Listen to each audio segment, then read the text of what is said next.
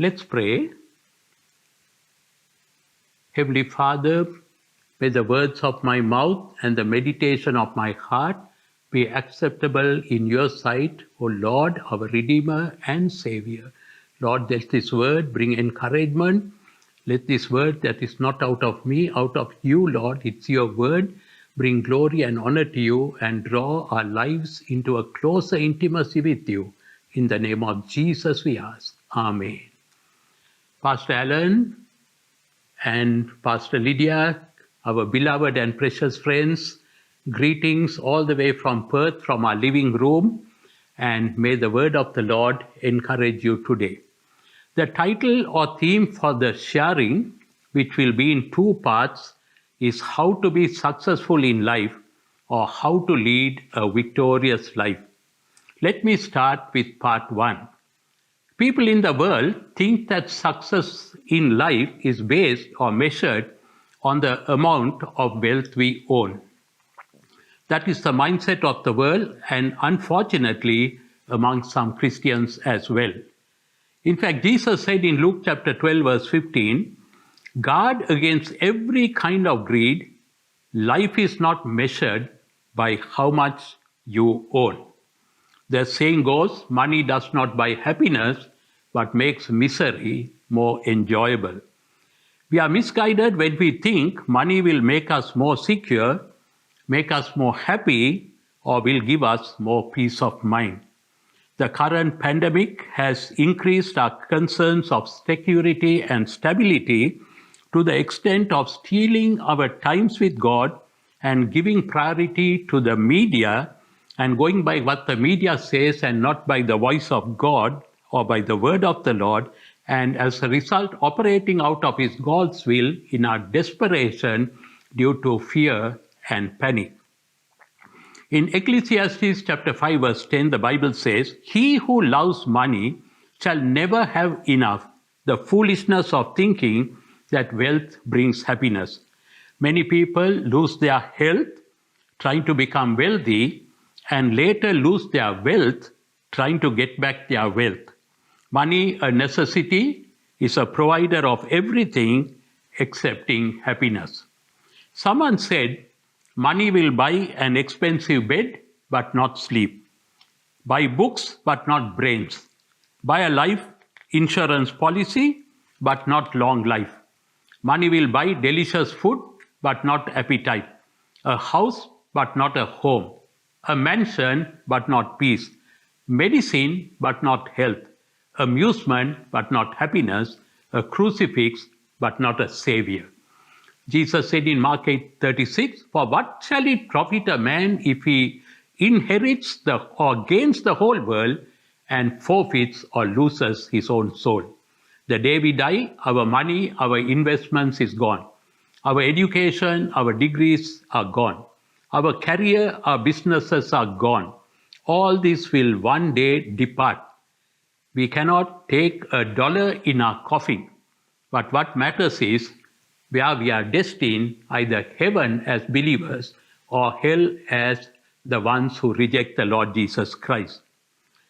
The key to be successful in life or turn our barrenness or emptiness or losses into fruitfulness and profit and to have peace and security in life is to learn to spend time in God's word and prayer, to be obedient to God's word, to put our complete trust in Him, to give Him complete access or entry to our profession, our occupation and ministry. In Luke chapter 5 verse 11, the Bible says that Jesus got into one of the boats, the one that belonged to Simon, and asked him to push off a little from the land. Then Jesus sat down and continued to teach the multitudes of people using Peter's boat as a pulpit to share God's word. The disciples had worked all night, but they caught nothing. Then Jesus, who was in Peter's boat, told him to cast his nets in the deep. When Peter obeyed the word, even though with some hesitation, because as a professional fisherman, he thought he knew better than the Lord regarding the best times for fishing. After all, Jesus was a carpenter. Peter miraculously caught so many fish that his net began to break. It was the same lake, same boat, same nets, the same fishermen, the same fish in the Sea of Galilee. The difference between unsuccessfulness that Peter encountered the previous night and the miracle he experienced with a massive catch of fish was the fact that one, Jesus was in his boat, and two, Peter obeyed the Lord's command. The boat represented Peter's profession and his livelihood. His income came from the boat he used for fishing.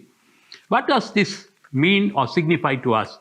To get Jesus into our boats is taking him fully and wholeheartedly into every area of our life, into our profession, into our investments, into our marriages, into our families, into our jobs, and of course, into our ministry. That would ensure success and victorious living in all areas of our lives. When Simon Peter willingly took Jesus into his boat for it to be used as a pulpit for Jesus' ministry, and as he was willing to obey the Lord's command to launch out into the deep, even though it was a crazy time of the day for fishing, yet because Jesus was in the boat or in his business, Simon met with an overflowing blessing and his partners were blessed as well. With Jesus in the boat, emptiness or barrenness was turned into success and fruitfulness and abundance. Also remember in Mark chapter 6 verse 50 and 51, Jesus said, "It is I. Take courage, do not fear." And Jesus entered the boat and the storm ceased, and the Bible says, and they were greatly amazed in themselves beyond measure and marvel. When Jesus enters our boat, our lives, the storm ceases and we'll be astonished beyond measure. That brings us to the first point in leading a successful life. That is from Matthew chapter 6 verse 33, "Seek ye first the kingdom of God, that is, see him above all else, and live righteously, that is, do what is right and what not is wrong, and God's blessings will be added." That would mean that if we seek Jesus foremost and seek his face, not just the Facebook, then we do not need to pursue or chase after success or blessings, but instead blessings will keep pursuing us. In whatever area of life we want to be blessed, just hand over that area of your life to God as first priority. If you want the Lord to bless your ministry, profession, or career, or education, or job, give him total control irrespective of how successful or how qualified or experienced you may have been. How do we seek the Lord's face and not his hands for handouts? It is through our devotion and quiet time. First, by praying, we speak to the Lord. Second, by reading God's word, the Holy Bible, we hear God's voice. In reading God's word, as I said, and through his word, we need to obey his commands. That is the way we seek God's kingdom and his righteousness for blessings to pursue us. Proverbs chapter 15 verse 6 says, "In the house of the righteous there is much treasure, but in the revenue of the wicked is trouble."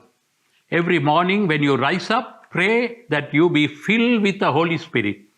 To be filled with the Holy Spirit, there needs to be first an emptying of self, emptying of our self-centeredness, selfish ambitions, arrogance, pride, selfishness, self-righteousness.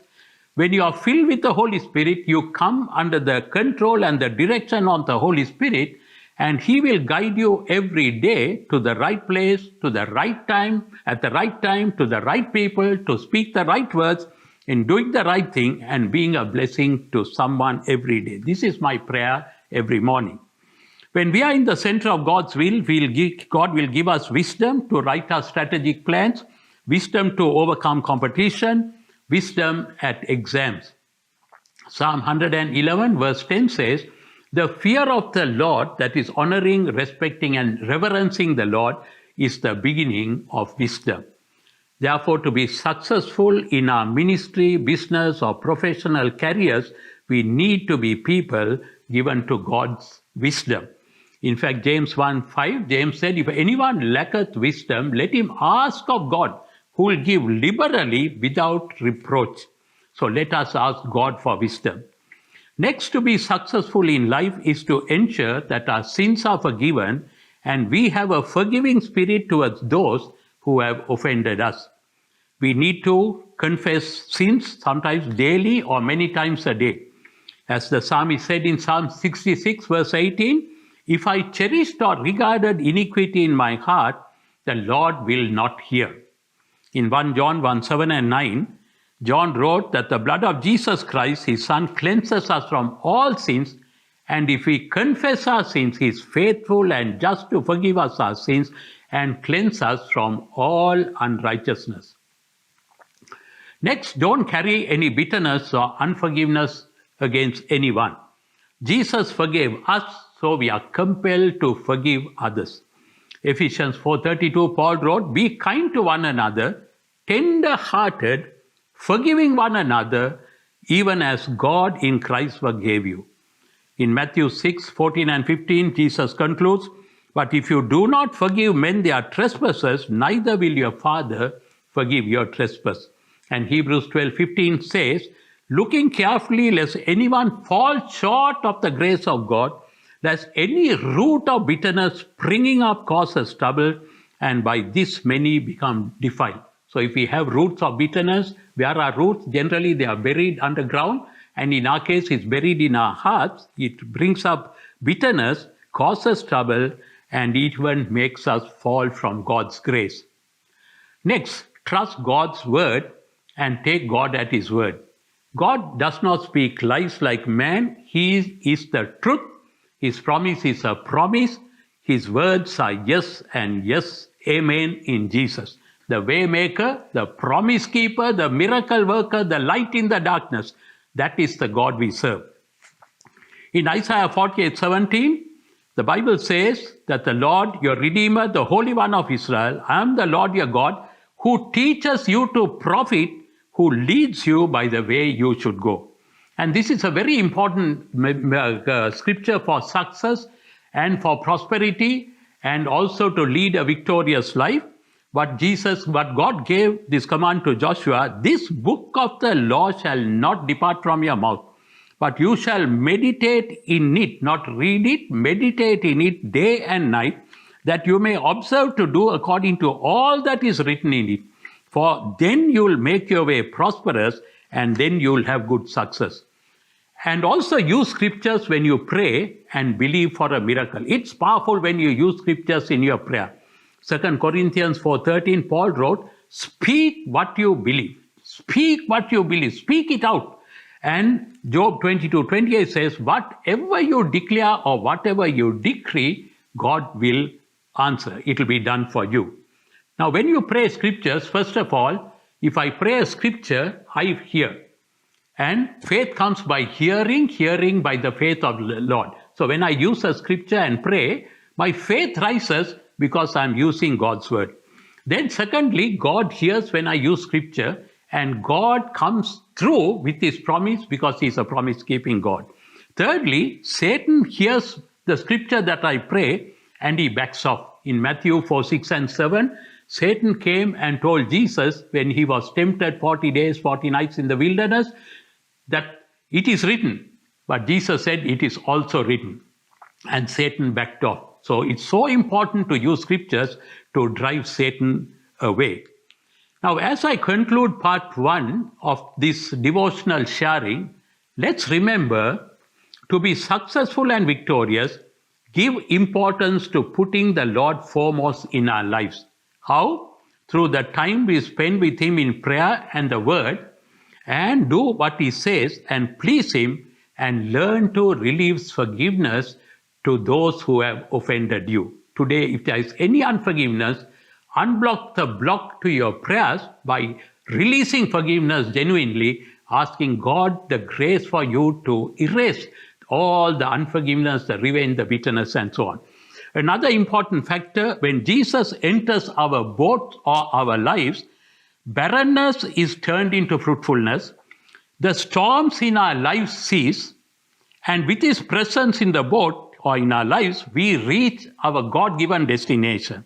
Therefore, take Jesus on board and receive Him as your Lord and Savior if you haven't done it, because the blood of Jesus cleanses all our sins, and ask Jesus to come into your life and get into get Jesus into your boat, and then abide with Him, and that will give you a victorious life and a successful life.